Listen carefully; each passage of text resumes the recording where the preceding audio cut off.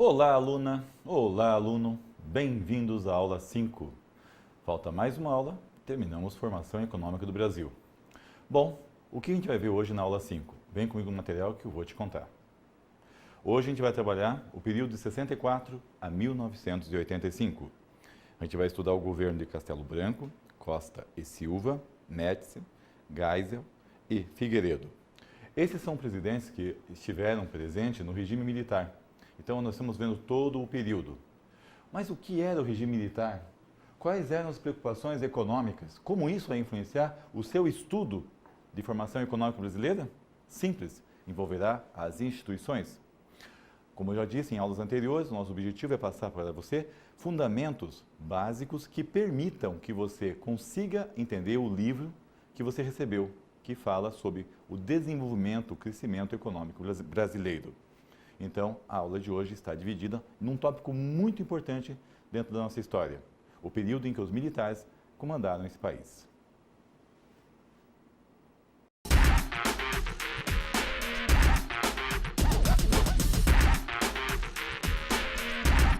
Bem, pessoal, eu sou economista, como eu contei para vocês na primeira aula, e expliquei que o economista gosta de analisar os cenários econômicos como se fosse um show. Nós temos atores, nós temos um enredo e nós temos um contexto onde esse enredo vai acontecer e onde esses atores vão interagir. Agora chegou a hora de entender qual é esse contexto. Vem comigo ao material. O regime militar ocorre em um período de Guerra Fria. Seus atores acreditavam que a ordem era necessária para o bem da nação. Sendo assim, precisava ser obtida a qualquer custo. Quem precisava ser obtida? A ordem. Bom, o que representa isso? Vamos entender o mundo nesse período que começa o regime militar. Tinha acabado a Segunda Guerra Mundial há algum tempo, o mundo estava sendo reconstruído, boa parte da Europa já estava formada, a economia começava novamente a fomentar, tinha sido criado estruturas para garantir que as nações se desenvolvessem, e tudo isso acontecia tendo como um cenário uma guerra fria. O que era? Uma disputa entre o capitalismo e o socialismo, o comunismo. Nesse cenário, o Brasil se aproximou dos Estados Unidos da América, uma vez que tinha lutado ao seu lado na guerra. Quando o governo, como eu mostrei para vocês na aula passada, começou a dar sinais de reforma agrária, começou a dar sinais de aumentar o salário mínimo, os militares acabaram achando que isso era uma aproximação ao comunismo e, por isso, fizeram o golpe militar em 64. Eles não fizeram sozinhos, isso é uma ilusão, eles tiveram apoio dos partidos políticos. Tudo isso pensando, estamos fazendo um bem para a nação, estamos protegendo a nossa nação contra a questão da ameaça do comunismo, contra a ameaça do socialismo. Nós estamos defendendo o capitalismo como uma coisa boa para todo mundo. Essa era a ideia, a ideologia que eles tinham naquele momento. E é sobre esse ponto de fundo é que nós vamos contar a nossa história agora.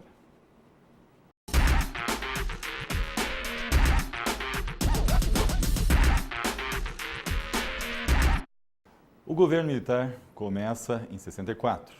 Venha comigo ao material para a gente ver os principais fatos que ocorreram nesse período. Em 64 a 67, alguns eventos importantes desse período foram o Ato Institucional 2. Quando aconteceu o 2, o Ato Institucional virou 1, tá? Aquele primeiro que não tinha numeração, porque ninguém achou que ia ter mais, acaba sendo promovido para 1. Daí eu vou ter o Ato Institucional 3, o Ato Institucional 4, a Lei da Segurança Nacional, Lei de Segurança Nacional, a LSN, e a Constituição de 67. Esses foram alguns elementos marcantes nessa primeira fase, a fase de Castelo Branco. Então, pessoal, esses elementos que eu estou mostrando para vocês, esses elementos que nós estamos trabalhando com vocês aqui, são essenciais para a gente entender o que foi esse primeiro período do regime militar. O que nós temos que entender? Castelo Branco, quando assumiu a presidência, ele assume com o objetivo de terminar o mandato de João Goulart. Então, ele entraram no governo, tiraram João Goulart naquele golpe que eu expliquei na aula passada, e a função do governo de Castelo Branco era sanear o Brasil, acabar com essa corrupção que estavam sentindo que existia, acabar com as revoltas e dar ordem, estabilidade. E, para tanto, existia um apoio dos Estados Unidos da América. Tanto que, nessa fase, a gente começa a se aproximar mais ainda aos americanos, aos norte-americanos. Venha com o material para entender o que isso representou para a gente. Bom, nesses atos institucionais que foram estabelecidos, e como a Lei de Segurança, foram ferramentas que permitiram alcançar essa citada ordem que eles estavam desejando para o Brasil. Então, no golpe, os militares acordaram com os partidos políticos, com exceção do partido do Jango, que o general Castelo Branco assumiria a presidência até 65, quando ele convocaria eleições diretas para o novo presidente assumir.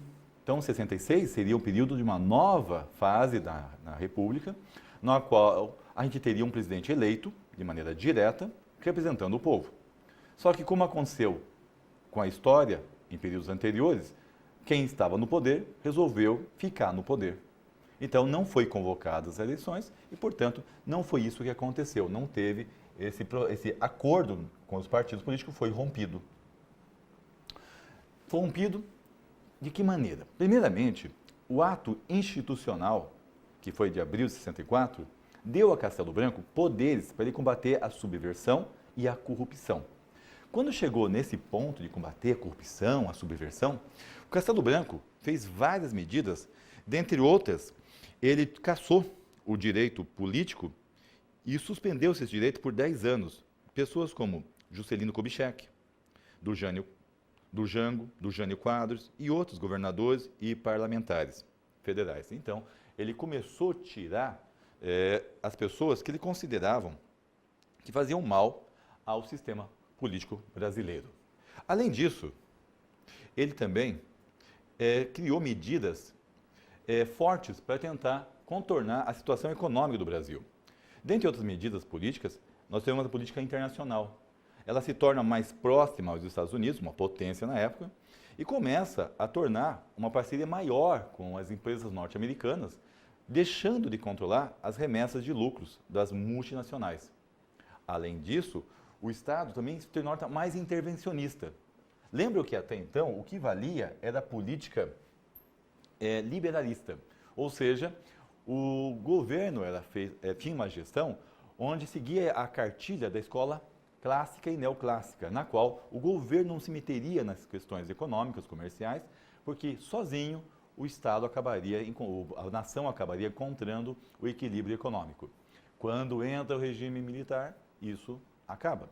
O Estado agora começa a interpor na economia, começa a fazer intervenções na economia de maneira muito direta, seguindo a cartilha que até então era pregada agora pelos Estados Unidos. Então a gente começou a seguir um modelo norte-americano, intervenção do Estado.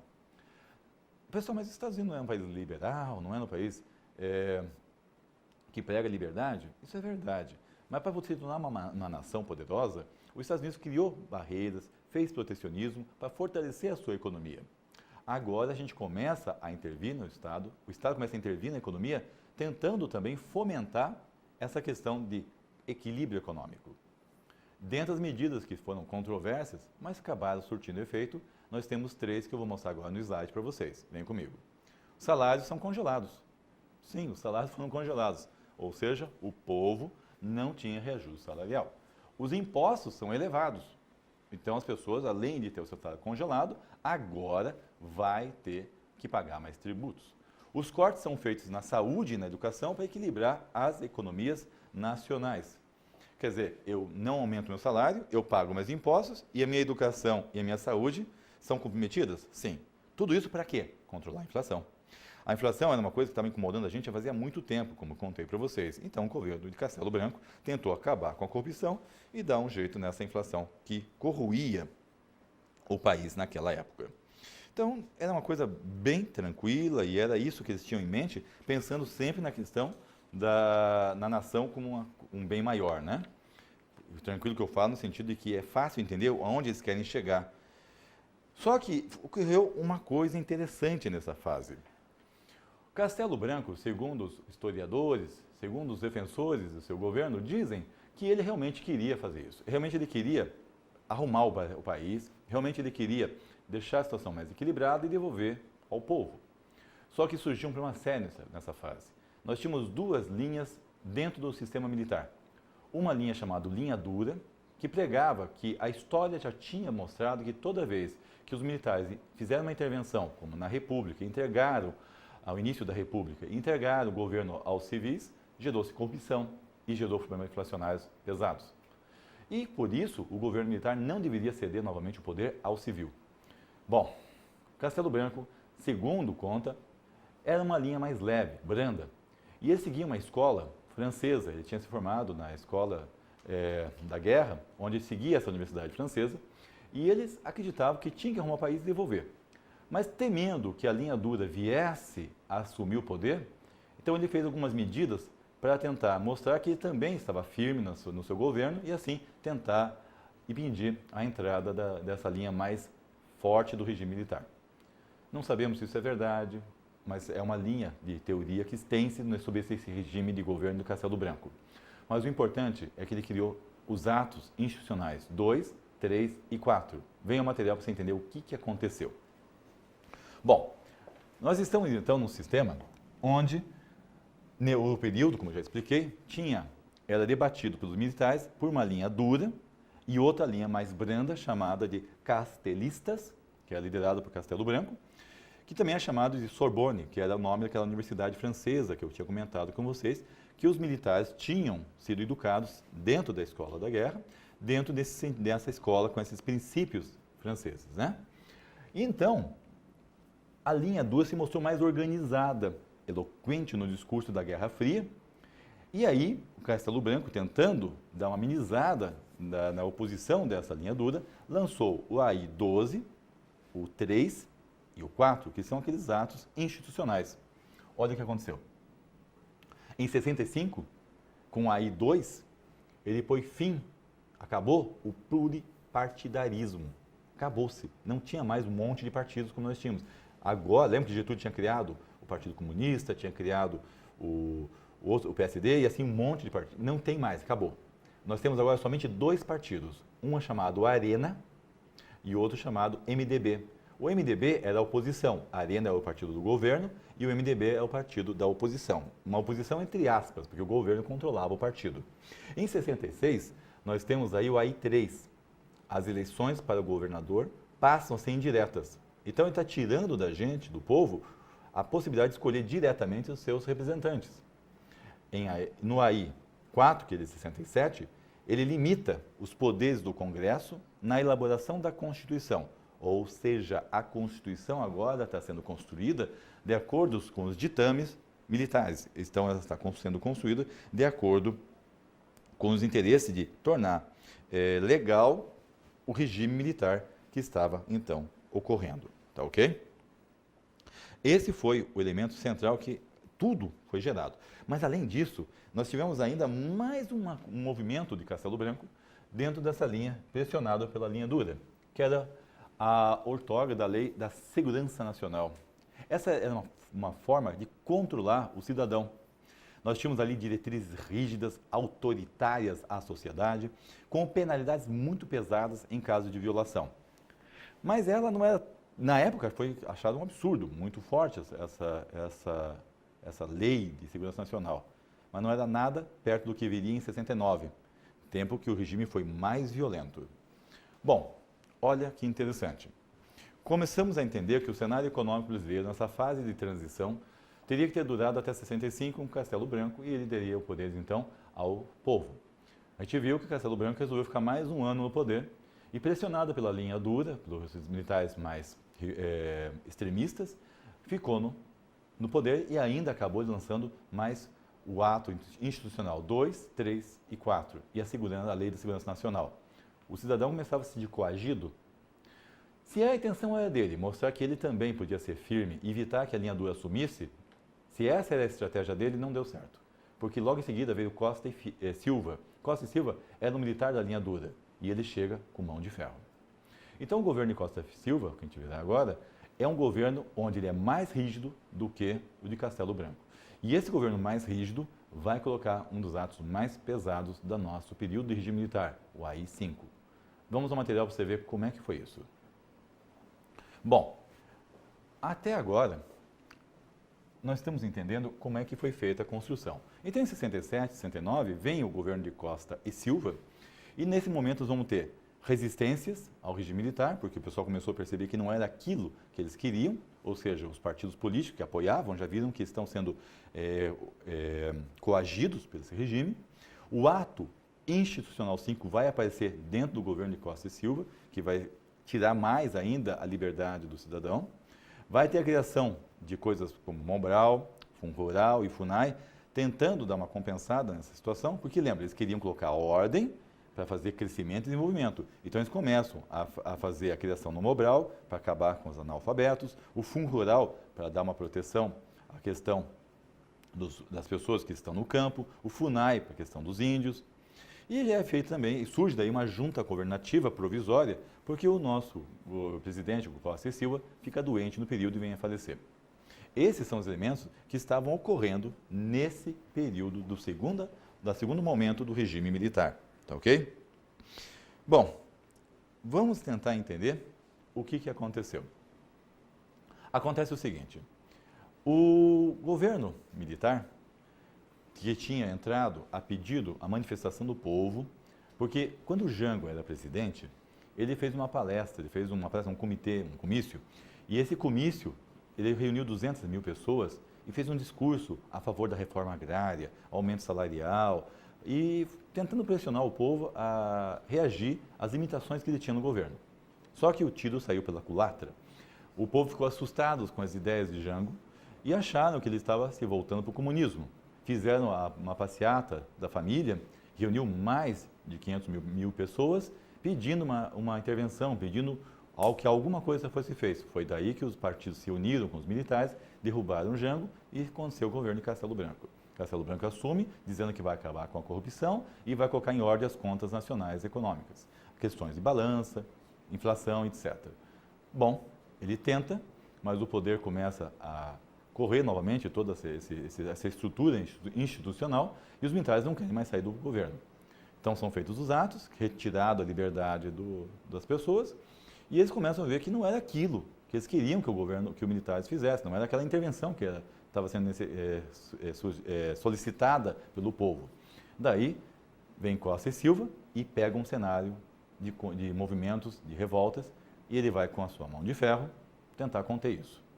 Em contrapartida, ele vai tentar abater e assoprar. Da mesma forma que ele repreende os movimentos que são desordens, na opinião dele, são coisas que estão contra a nação, ele vai tentar criar outros elementos institucionais para dizer que ele está cuidando do povo. É mais ou menos isso. Vamos ao material. Bom, as medidas econômicas do governo de Castelo Branco diminuíram realmente a inflação. Lógico, reduziu o salário, reduziu o poder de compra. Aumentou impostos, reduziu mais ainda, e aumentou a arrecadação do governo. E cortou os gastos do governo nas linhas de educação e saúde, com certeza ele arrumou a casa, mas a um custo alto à população. Assim, o governo de Costa e Silva surge com a promessa de melhorar a economia, no sentido de fazer crescimento. E o seu governo se aproxima ainda mais dos Estados Unidos. Só para você ter uma ideia, como é que foi essa aproximação? Até o nosso sistema de educação foi orientado por técnicos norte-americanos. Então, nós estávamos muito próximos aos Estados Unidos na questão das diretrizes que seriam feitas para o país. Mas como o cidadão se sentia coagido, manifestações explodiram, pedindo a democracia de volta. Costa e Silva reagiu, como falei, com certo vigor, evitando isso ou então coagindo esse povo. E proíbe manifestações, prende líderes, amplia a censura, enfim, ele vai combater com força esse pessoal. Quanto mais ele aperta, mais surgem grupos organizados se opondo ao regime. A perda de um embate político no Congresso, visto como uma afronta ao poder militar, e o surgimento de grupos de resistências, agora armados, levam a AI-5. Professor, eu não estou entendendo como é que isso tudo está se encaixando. Você podia explicar melhor para mim? Posso sim. Vamos analisar o seguinte. Vem comigo aqui ao material e você vai entender. Eu estou falando para você que nesse contexto que a gente viu agora, na sua tela, nós tínhamos uma situação de embate.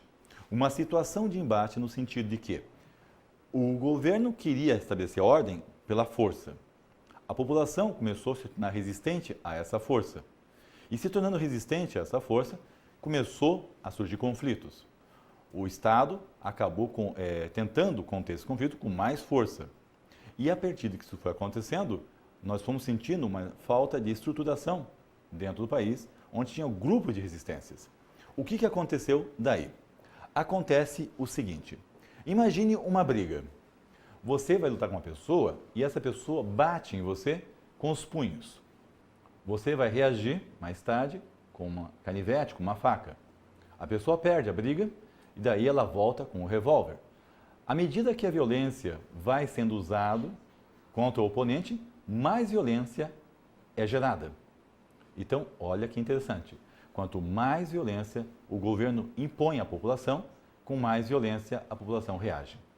Chegamos ao ponto de gerar grupos armados. Vocês querem ter uma ideia como é que isso foi? Esses grupos armados não podem ser vistos como sendo melhores do que o próprio regime militar. Eles assaltavam bancos, onde tinha cidadão. O cidadão estava no seu banco, era assaltado por esses grupos conseguir recursos para combater o regime militar. Nessa história não existe heróis, não existe vilões. O que existe é um confronto de ideologias, uma busca por ideais a qualquer custo. E esse é o cenário econômico e social que nós estamos vivendo nesse momento. Os funcionários dos bancos privados chegavam a ter treinamento militar para poder se defender perante os assaltos que ocorriam. Esse era o Brasil que ocorria no final da década de 60. Então está entendendo por que era tão complicado buscar ter uma estabilidade econômica se você não consegue nem ter uma estabilidade social? Esse era o contexto. Vamos voltar ao material. Bom, graças à questão da resistência dos grupos armados, dada essa situação toda, o presidente, então, por meio do AI-5 de 1968, acabou recebendo poder total. Dentre outras ações, olha o que ele podia fazer. Fechar o Congresso Nacional. Ele podia cassar os mandatos de políticos. Ele podia suspender os direitos dos cidadãos. Ele podia demitir o judiciário.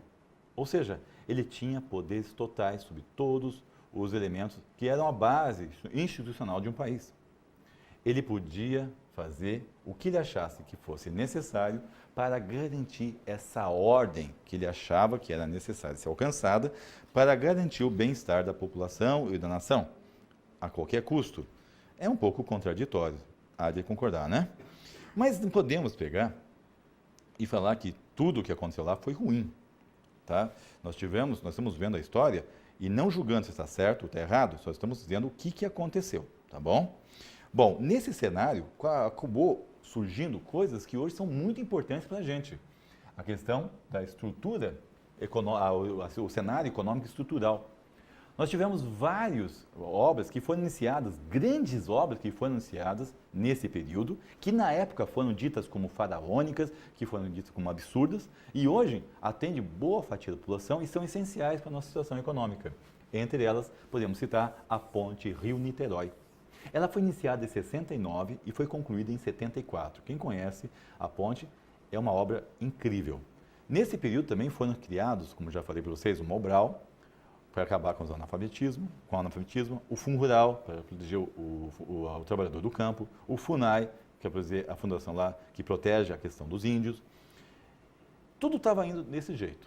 Eles estavam acreditando que estavam construindo um Brasil melhor, reprimindo as pessoas que eram contra esse desenvolvimento e estavam fazendo obras de grande porte importantes para a nação no futuro. Costa e Silva existe uma conversa de bastidores na história que ele estava querendo, ao término do seu governo, acabar com a AI-5 e realmente devolver o governo ao povo. Mas ele sofreu um derrame e morreu em 69. Quem ia assumir era seu vice, só que ele foi impedido de assumir. Por que ele foi impedido de assumir? Porque ele foi contra o AI-5. E os militares que então estavam no poder, porque o Costa e Silva estava afastado, tinha morrido, né? Foi afastado e depois morreu, intervêm e falam, não pode, você não vai assumir o governo. E eles assumem esse governo com uma junta provisória. Essa junta provisória era formada por um representante das Forças Armadas, ou seja, do Exército, da Aeronáutica e da Marinha. E juntos eles vão reconstruir, vão fazer emendas na Constituição, tornando legal esse governo de linha dura que estava entrando no Brasil. Nesse momento, o Brasil realmente vai acabar conhecendo o período mais violento da sua história no regime militar. Mas também vai conhecer uma coisa chamada milagre econômico. Venha comigo para a gente conhecer a história do governo de Médici. Bom, o governo Médici correu de 69 a 74. Alguns dos eventos importantes nesse período foi a criação do INCRA, da Telebrás, a questão do PIS-PASEP, que é a questão de ajudar a questão social, o controle da inflação, um milagre econômico, que constantemente vocês vão encontrar nos livros de formação econômica brasileira, que é citado também no nosso livro, entregue a vocês, a crise internacional do petróleo, um outro elemento impactante na nossa história da formação econômica brasileira, e também, infelizmente, o período de maior violência do regime. Bom, o governo do general Médici é antecipado por uma junta governativa provisória, como eu expliquei, que impediu que o vice assumisse, o vice de Costa e Silva assumisse o governo, e que por meio de uma emenda 1 alterou a Constituição e tornou legal o regime autoritário. O governo de Médici é o do milagre econômico, também o de maior violência do regime, como já tinha explicado. Então, dentro da questão do cenário econômico estrutural, temos a criação, como já tinha dito, do INCRA, do PIN, Programa de Integração Nacional, onde vão fazer pistas, estradas, para tentar ligar o país. Vamos ter criações de entidades que são importantes para a comunicação, para a energia. E também vamos ter a expansão do crédito e do controle da inflação em níveis baixos para a época. E o PIB chegou a apresentar 2 dígitos de crescimento. Olha só que interessante essa fase. Nós estamos falando aqui que nesse período, dado todas as medidas que foram feitas no Brasil, a gente teve um PIB de 14%. Veja só, o Brasil cresceu 14%. A China, a gente fica maravilhado hoje, porque ela cresce a 10%, talvez 7%. Então, quando fala em 7, 10, é um país incrível, que está crescendo a taxas absurdas. O Brasil já chegou a ter crescimento de 14%. É muita coisa. Nós chegamos a ter, nesse período, controle do processo inflacionário, que atrapalhavam muito a nossa vida desde o início da República, quando ocorreu o encilhamento. Nós temos a expansão do crédito para as indústrias. Então, a situação estava num período muito interessante economicamente. Isso fez que as pessoas acabassem acreditando, ainda mais dado ao controle da imprensa que o governo militar tinha nesse período, que o Brasil tinha ficado melhor, que o Brasil tinha uma situação agora que era boa, que ainda bem que os militares tinham assumido. Mas isso, pessoal, acontecia dado esse cenário econômico e dado o controle da imprensa que o regime militar exercia. Mas, por favor, há de se entender que tudo isso que aconteceu, esse milagre, estava funcionando em 2 bases bem importantes, que não tinha muito a ver com o que estava acontecendo aqui dentro. Primeiramente, nós temos que entender que o mundo vivia uma fase econômica muito boa. Nós tínhamos uma linha de crédito muito larga, no sentido de era expansiva, a gente conseguia tomar crédito internacional. Os juros não eram absurdos. Nós tínhamos um governo forte norte-americano coordenando tudo isso. E esse Bretton Woods, que foi feito pós-guerra, tinha a função realmente de incentivar o desenvolvimento dos países que estavam em uma situação inferior em relação aos países de primeiro mundo. Ou seja, não tinha um parque industrial bem fortalecido, não tinha uma infraestrutura boa. Então o governo, a aliança, depois guerra, fez o Bretton Woods e estabeleceu um banco mundial, um FMI, um Fundo Monetário Internacional, para ajudar os países. Esse era o cenário que financiava o nosso desenvolvimento. Nós conseguimos dinheiro e com dinheiro no bolso a gente consegue fazer obras. E aqui dentro, nós também tínhamos uma contração da população na questão salarial e a imposição de impostos elevados. Resumindo, o Brasil estava crescendo realmente a 14% ao ano. Realmente tinha emprego para as pessoas, mas o poder de compra estava diminuindo. Estava aumentando a distância entre pobres e ricos. A classe média estava sendo achatada. O que nós estamos percebendo? Uma concentração maior de dinheiro na mão de poucos. Mais tarde, nós vamos ver que Delfim Neto justifica essa situação, o ministro da Economia na época, justifica situação dizendo que o Brasil tinha que fazer o bolo crescer, isso significava concentrar dinheiro na mão do capitalista, para depois dividir o bolo com a população. A gente vai entrar nessa questão na aula prática. Mas o importante agora é perceber o seguinte, o Brasil está crescendo a taxa de 2 dígitos, coisa boa. A inflação está controlada, coisa boa. Obras importantes estão sendo feitas, coisa boa. Só que custo. Um custo ao brasileiro, ao cidadão, que agora está perdendo seu poder de compra. Vamos voltar ao material. Bom, entendeu esse contexto? Esse é o cenário econômico que está surgindo o Brasil. Tudo parecia dar certo. Pessoal, até a Copa do Mundo de 70, o Brasil foi campeão. Agora, beleza. O Brasil está feliz. O Brasil é campeão do mundo no futebol. O Brasil tem uma inflação mais controlada. Obras estão pipocando pelo país. As pessoas têm trabalho. E assim está tocando a vida. Mas ocorreu daí que nessa concentração da renda que eu comentei, e logicamente da pobreza também, o pessoal ia levando, porque tem emprego, consegue movimentar, e as pessoas vão levando a vida. Só que a inflação disparou em 74. Ela chegou a 35% ao ano, perdemos o controle novamente. E não esquecemos da violência e da repressão que estava forte. Quando a economia começa a esfriar, porque ocorre um resfriamento também do cenário internacional, o cenário nacional espirrou, a gente ficou gripado. Ocorreu uma crise de petróleo. Essa crise de petróleo acabou tornando difícil a vida dos outros países. Então, o crédito, que era uma coisa larga para a gente, que era um juro barato, acabou ficando mais escasso e os juros ficaram mais altos. Além disso, nós somos países exportadores, então a gente exporta café, açúcar, também tivemos dificuldades nesse cenário. De repente, a pessoa que já estava com uma contração de renda por causa da questão do fazer o bolo crescer, agora tem uma certa dificuldade, porque começa a perceber que a inflação começa a aumentar muito, o seu poder salarial começa a reduzir mais ainda. Pronto, o governo já não está tão interessante. E eles começam a perceber daí a questão da violência, da repressão, e o desgosto começa a ser geral. Nessa fase, o regime militar começa a perder a sua força, dado o fim do milagre econômico. Venha ao material para você entender melhor quais são as consequências disso, o que isso vai levar para a gente. Bom, ele vai levar a ruptura do governo mais linha dura. E começaremos a ter agora um governo mais da linha branda, ou castelista. Surge então o governo de Geisel.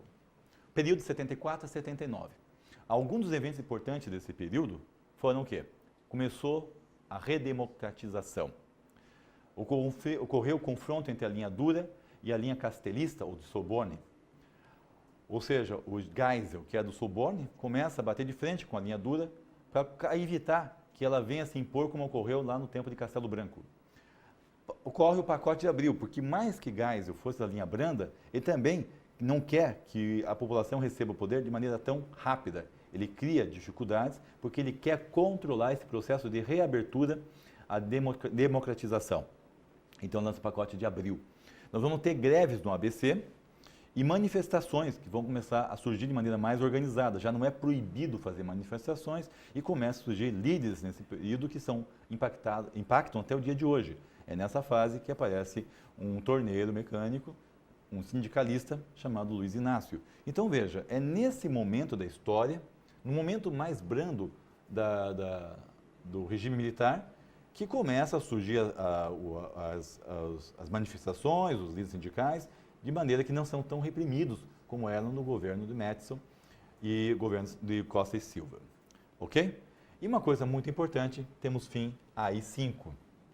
O que foi interessante nesse governo? Imagine só, Geisel pega o governo onde a população não está contente. Não está contente com a questão da violência, não está contente com questões da repressão, não está contente com a questão econômica, não está contente com a questão inflacionária. E ele chega e põe fim, e chega no fim do milagre econômico e encontra essa contrariedade do povo.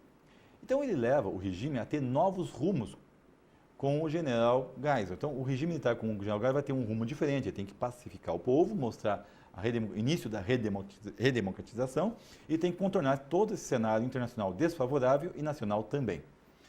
Bom, como é que ele vai fazer isso? Ele acaba com a AI-5, ele começa a bater de frente com a linha dura do regime, porque a linha dura do regime não gosta das ideias que ele tem, e essa linha dura começa a provocar o presidente. E o presidente começa a reagir com firmeza. Como assim, professor, começa a provocar o presidente? O que aconteceu? O que eles fizeram? Não fizeram poucas coisas. Primeiramente, eles tentaram se impor perante as ordens do presidente. O presidente não se ateve, ele mandou embora. Quem batia de frente com ele, ele tirava do cargo. Outros fizeram assassinatos. Presos políticos foram assassinados, dizendo que tinham cometido suicídio. Ele também foi lá e tomou providências, ele tentou bater de frente com o pessoal para evitar que novos casos ocorressem.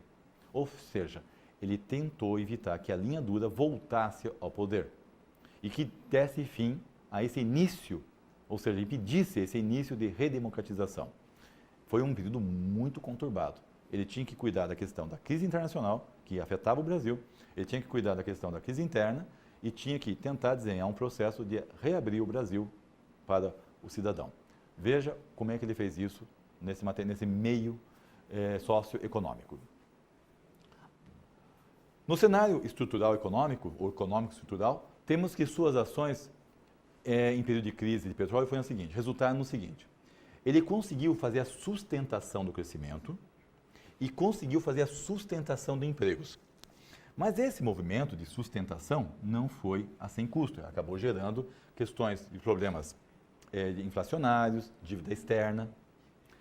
Ele também deu início a uma das obras mais importantes que nós temos hoje para a manutenção da nossa economia, Itaipu. Uma construção que foi de 1975 a 1984 e foi no governo dele, nesse cenário de crise, que a boa parte dela foi construída. Então veja, teve coisas boas? Teve. A Rio-Niterói, Itaipu. Imagine o nosso mundo hoje, o Brasil hoje, nessa crise energética que nós enfrentamos, sem a Itaipu. O que teria acontecido no cenário atual? Como é que a formação econômica brasileira estaria hoje sem Itaipu? Ele também ele aumenta, infelizmente, a dívida externa e a inflação para conseguir atingir esses fins. E o Brasil, agora, começa a se distanciar da influência dos Estados Unidos da América. Agora aparece um governo militar, que começa a se distanciar da influência norte-americana. Você tem ideia que a linha dura, que apoiava o pró-americano, não gostou muito dessa situação. E aí você está entendendo o motivo que eles acabaram batendo de frente com Geisel. Dá para notar que os governos militares são muito diferentes entre si. E olha o que ele fez também. Imagine isso sendo feito lá nos outros governos. Geisel retoma relações diplomáticas com a China. Ele se aproxima dos países do terceiro mundo. E ele fomenta a busca ou o uso de novas fontes de energia, dentre elas o álcool. Então nós temos agora um governo muito mais atuante. Nós temos agora um governo que ele falou: eu vou me distanciar dos Estados Unidos dessa influência que eu tenho. Eu vou deixar de ser tão passivo nesse sentido. Agora, eu vou me reaproximar da China. Isso não deixou ninguém contente, pode ter certeza, dentro dos Estados Unidos. E tampouco deixou contente a linha dura. Eu vou fomentar o uso de novas fontes energéticas. Realmente, foi um governo muito importante para a gente. Enfrentar essa crise toda e ainda conseguir realizar essas obras que eu estou citando, foi um trabalho herculano. Mas não torna ninguém herói e tampouco vilão. Só um novo ator dentro de um novo cenário que fez o melhor que ele pôde. Tivemos violência nesse período? Tivemos. Repressão? Tivemos. O pacote de abril é isso. Ele fechou o Congresso. Ele restabeleceu várias coisas constitucionais que não eram um processo democrático, mas ele conseguiu controlar esse processo todo e permitir que seu sucessor chegasse a uma situação mais confortável. Daí vem o governo de Figueiredo, outro membro do Soborne, e no sentido de que ele é uma pessoa que tem influência da escola francesa, tem a linha castelista, no sentido que quer entregar também o poder para o povo. Então, vem o novo governo. Venha o material comigo. Bom, o governo de Figueiredo, 79 e 85, o último governo do regime militar, é o que mais dura 5 anos, graças às mudanças que ocorreram na Constituição anteriormente, lá no governo de Geisel. Alguns dos eventos importantes nesse período foram o seguinte: O governo Figueiredo faz anistia aos presos políticos e exilados. Ele põe fim ao bipartidarismo, ou seja, agora não tem mais só a Arena e o MDB. Outros partidos vão surgir. Nós vamos ter eleições diretas para governador. Finalmente o povo vai poder escolher de maneira direta aquele que vai governar o seu estado. Nós vamos ter uma inflação alta, dado o endividamento e a questão das políticas anteriores que foram feitas para tentar manter o Brasil com um nível de crescimento e emprego aceitável, sustentado. Nós vamos ter monitoramento do FMI, porque a gente vai ter que pedir dinheiro emprestado e dar conta às nossas dívidas. E vamos ter também o movimento das diretas jás. Tudo isso acontece no governo de Figueiredo. Muitos de vocês não eram nascidos nesse período, mas pergunte para o teu pai como é que foi essa fase. Foi uma fase interessante. Se ele já tinha vivido os regimes mais rígidos, ele vai lembrar que esse período foi um período da transição. Era interessante que até então, quando a imprensa era controlada, a repressão era forte, era mais velada a questão de certas brincadeiras que ocorriam no governo. Agora, personagens como Chico Anísio faziam brincadeiras ligando para o Figueiredo, dando conselhos para ele no programa humorístico. Nós tínhamos um pouquinho mais de liberdade do que nós tínhamos antes. E o governo realmente começa a reconstruir esse processo de entregar o poder ao cidadão. Novamente, não são heróis, não são vilões, são somente pessoas dentro de um cenário que foi sendo construído dentro de uma briga interna do regime militar, tentando estabelecer qual linha seria seguida. E vocês acham que o governo Figueiredo foi fácil? Também não foi. A linha dura também queria boicotar esse processo da redemocratização e correram tentados. Então, quando você começar a ler a história desse período, você vai ver que vários atentados foram feitos, uns foram reprimidos, outros não foram bem-sucedidos, outros aconteceram, tentando minar essa passagem, dando um ar de revolta ao contexto que exigiria um governo mais rígido. Figueiredo passou por isso, enfrentou a inflação, fez esse processo de transição do governo e conseguimos chegar onde nós estamos hoje. Mas não foi nada fácil. Venha o material para você ver como é que foi essa transição. O general Figueiredo, último presidente do regime, teve duas importantes tarefas. Ele enfrentou a crise econômica iniciada no fim da década de 70, com a crise do petróleo e endividamento internacional, e finalizou a redemocratização que Geisel começou. No cenário internacional, ele foi nas Nações Unidas e falou contra os juros altos que eram cobrados pelos países desenvolvidos naquele período, que estavam tornando a vida insuportável à questão do endividamento aos países que estavam em desenvolvimento. Ele trouxe as eleições diretas para governadores e, principalmente, contornou as reações da linha dura, como, por exemplo, relacionados aos atentados que estavam ocorrendo no país por essa linha, por esses militares, em resposta à abertura do país. O seu governo concedeu anistia aos exilados políticos, mas desde que eles não tivessem feito crimes com armas. E deu fim ao bipartidarismo e permitiu a autonomia aos sindicatos novamente. Então surge agora classes sociais que começam a se organizar e podem se expressar. No cenário econômico estrutural, foi no seu governo que Itaipu foi concluída. Ele também modernizou a agricultura. Olha, isso foi muito importante para a gente. Esse processo de modernização nos tornou mais produtivo. Tornando-se mais produtivos, a gente se tornou mais competitivo internacionalmente e aumentou nossos lucros. Em contrapartida, acabou também com os pequenos lotes, porque a modernização tornou os pequenos lotes menos produtivos do que os grandes. Ele construiu também 3 milhões de casas populares. Até então, nada tinha sido feito nesse sentido. E ele também enfrentou uma alta dívida externa e um processo hiperinflacionário. Ele chegou no seu governo a ter uma inflação de 230%. O seu governo entregou o país à democracia, em 85, com um PIB de 7% ao ano, ou seja, um crescimento de PIB de 7% ao ano, e com um certo equilíbrio na balança comercial. Ou seja, ele pegou um país pior, passou por toda essa crise e conseguiu, ao final do seu governo, entregar um país melhor para a democracia. Convenhamos, não foi o país que o regime que iniciou em 64 prometeu entregar para a gente. A corrupção não pode ser dita que foi eliminada, longe disso. Não podemos dizer que a inflação estava maravilhosa. Nós estávamos em um período hiperinflacionário. O Brasil não estava tão equilibrado como o pessoal do regime militar em 64 falou que entregaria para a gente. E levaram um tempinho, né, de 64 a 85, para entregar novamente o poder ao cidadão. Tudo isso aconteceu e tudo isso foi responsável pela formação econômica brasileira, essa economia que você tem acesso hoje. Então tenta olhar agora e imaginar como seria a sua vida, como já disse, sem Itaipu. Essa aula que você está assistindo provavelmente não estaria na sua tela, porque você não teria energia elétrica para ligar seu computador, não teria energia elétrica para acessar uma internet, não teria essa estrutura toda.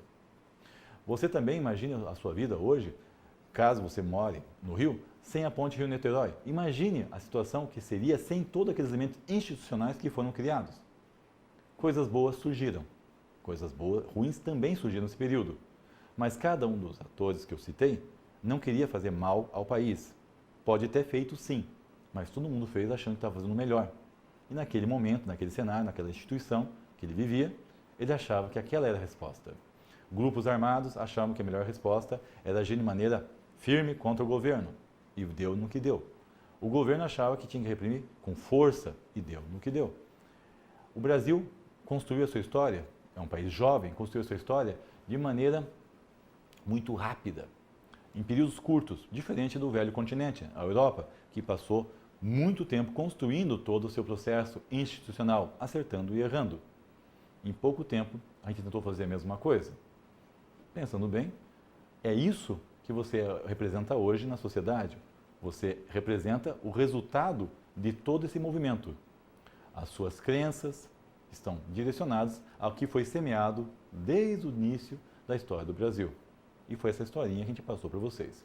Quando você olhar o livro agora, você vai entender como esses elementos que estão sendo ditos pelos autores daquelas palestras estão inseridos na nossa questão do crescimento. São pessoas que vão olhar toda essa história e vão ter uma visão por um paradigma ou outro. Alguns vão defender algumas atitudes, outros falam que foram totalmente erradas. Mas eles não estão julgando isso com o olhar daquele tempo, mas sim os resultados que isso geraram.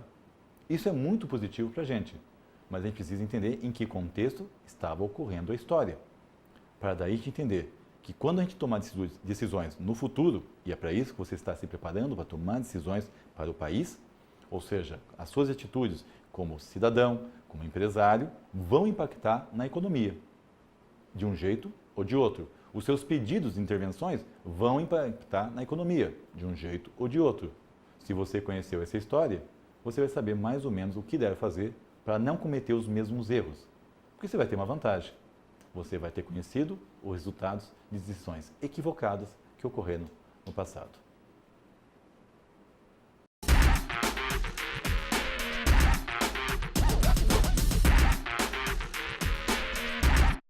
Puxa, foi muita coisa, não foi? Mas agora vamos tentar dar uma olhada pela ótica econômica nesse cenário de regime militar. Vem comigo ao material. Seguinte, é preciso primeiro aumentar o bolo para depois reparti-lo. Está entre aspas, porque foi essa frase que Delfim Neto usou para definir, para explicar o que estava acontecendo no regime militar na questão do milagre econômico. Quando estava ocorrendo, no meio do milagre econômico, todas as políticas estavam sendo feitas, tudo o que eu contei para vocês pode ser resumido dentro dessa frase, assim, qual era a ótica, a ideologia que o governo tinha naquele momento. Então, define bem o milagre econômico e explica como muito do atual cenário econômico brasileiro. Você sabe o que significa? É preciso primeiro aumentar o bolo para depois reparti-lo? O que Delfim estava acreditando quando usou essa frase? O que está acontecendo? Vamos explicar. Acontece o seguinte, a mentalidade dos economistas da época estava sustentada, ainda se encontra sustentada, na questão da fórmula keynesiana, onde o PIB, o Produto Interno Bruto de um país, ele surge do consumo das famílias, nos investimentos das empresas, pelo gasto do governo e o saldo entre exportação e importação. Se as famílias consumirem mais, o PIB cresce. Se os empresários investirem mais, o PIB cresce. Se o governo gastar mais, o PIB cresce. Se exportações forem maior que importações, ou seja, a gente vender mais do que comprar, o PIB cresce. Até aí não tem novidade nenhuma. Só que existe uma coisa interessante. O consumo das famílias exige que elas gastem a sua renda. Se elas gastarem demais a sua renda, vai gerar pouca poupança e pouca poupança gera pouco investimento. Agora, se você tem a renda concentrada na mão de poucas pessoas, elas vão ter uma renda que elas não vão gastar tudo. Você sabe por quê? Elas não vão gastar tudo porque elas vão ter atingido a sua necessidade de sobrevivência. Já estarão bem alimentadas, já estarão bem vestidas, já estarão com boa moradia, elas já estarão com a sua situação mais tranquila. A pessoa mais pobre, não. Ela teria que consumir esses bens de consumo, gastaria boa parte da sua renda em alimentação, sobraria pouco para a poupança. Então, concentrando a renda na mão de poucos, teria-se o consumo normal da existência e sobraria um excesso chamado poupança. Essa poupança seria colocada no sistema financeiro e seria capaz de ser revertida a investimentos na indústria. Então, ou seja, a concentração da renda era para gerar um excesso de poupança que permitisse a questão do investimento na indústria, porque a poupança seria usada pelos empresários, seria emprestado pelos bancos, pelo governo, seria emprestado para os empresários e esses acabariam revertendo em mais emprego, em mais produção e o bolo começaria a crescer, o Brasil começaria a crescer. Mas nesse caso, eu estou falando que muitas pessoas vão ter uma situação financeira ruim, vão ter uma situação econômica ruim, porque elas vão ter o mínimo necessário, aquela ideia do salário mínimo mesmo. Elas vão ter uma situação pior para favorecer o crescimento de toda uma nação. Essa era a lógica que se tinha naquele momento. Então, para um bem maior no futuro, nós vamos acabar pressionando, nós vamos acabar judiando um pouco mais a população nesse momento. Mas a população não teve escolha. Isso foi imposto a ela. E esse é o problema do regime militar. Tudo bem que eu disse para vocês, nós tivemos Itaipu e tantas construções importantes para a nossa situação hoje. Ninguém nega. Mas a questão é que o povo não teve escolha. Ele teve que aceitar essa contração da sua renda, ele teve que conviver com essas determinações sobre a questão estrutural econômica e não pôde se pronunciar a respeito disso. Tudo em nome do desenvolvimento. Realmente o bolo cresceu. Só que o bolo cresceu e não foi repartido. A desigualdade se manteve por muito tempo. Pessoas ficaram muito ricas e pessoas ficaram muito pobres. Tudo isso acontece nesse período. O regime militar tem que ser enxergado dessa maneira, tá certo? Você entendendo todo um contexto.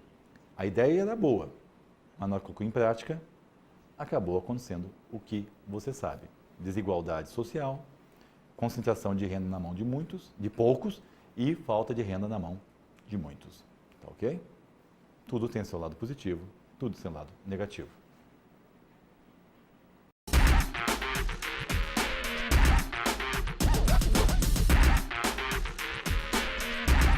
Espero que você não esteja revoltado, espero que você não esteja cheio de certezas. Nosso objetivo não é esse, não deixar você nem revoltado e nem com certezas. Mas o nosso objetivo é deixar você crítico, olhar a história e começar a pensar como o passado me levou até onde estou hoje.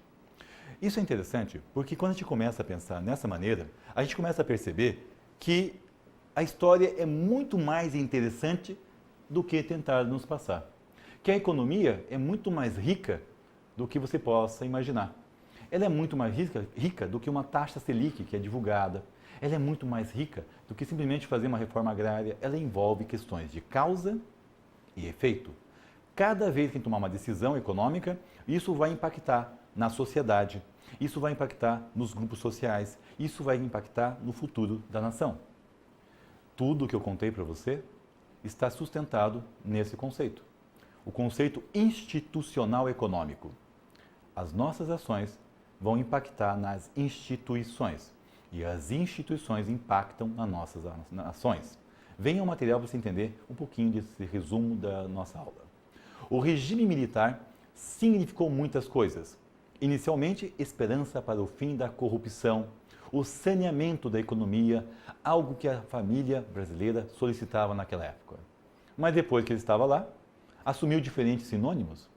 violência, censura, repressão, grandes investimentos, crescimento absurdo, crescimento de 14%, 10%, coisas que a gente sonha hoje, porque só vê na China. Inflação, hiperinflação, acima de 200%, endividamento externo e tantas outras coisas. Não é possível, olhando esses elementos, dizer que ele queria fazer o mal para a nação e também dá para dizer que tudo que ele fez foi bom para a nação. O que dá para dizer é que ele tentou. E a população foi respondendo como pôde. A um certo momento, o regime tornou-se muito pesado, como todo regime se torna quando tenta impor, através da força, as suas ideias. Uma nação tem que ser construída com bases muito fortes e com a participação do povo. E o povo, para poder participar, tem que estar muito bem instruído no que está acontecendo, sem limitações de informações. E também tem que ser preparado para pensar, para entender e raciocinar quais são as consequências que aquelas ações vão ter no presente e no futuro. Resumindo tudo, a gente precisa pensar sempre na questão da educação da nossa sociedade, porque assim vai fomentar o desenvolvimento econômico. Toda essa história que eu contei para vocês até a data de hoje representava isso.